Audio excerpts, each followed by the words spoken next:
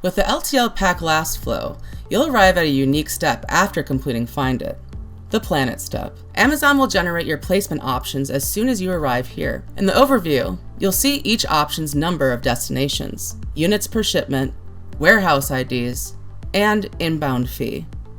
Note that this is only for the inbound fee. The shipping fees won't be available until later at the Ship It step. Since shipping fees are typically much higher than the placement fees, it's usually best to choose the option with the fewest and shortest distance shipments. You can mouse over any warehouse ID to see its city, state, and distance from your ship from address. Clicking on the warehouse ID will copy this info into your clipboard. If you select a placement option, the placement option inspector will populate on the right. This will let you see the location details for every shipment at once. Clicking on a specific shipment will also show you which of your items will go to that destination. You can print out many of the details you see here, plus the buy cost and list price value of each shipment, by hitting Print Shipment Manifests. There will be a different manifest for each placement option.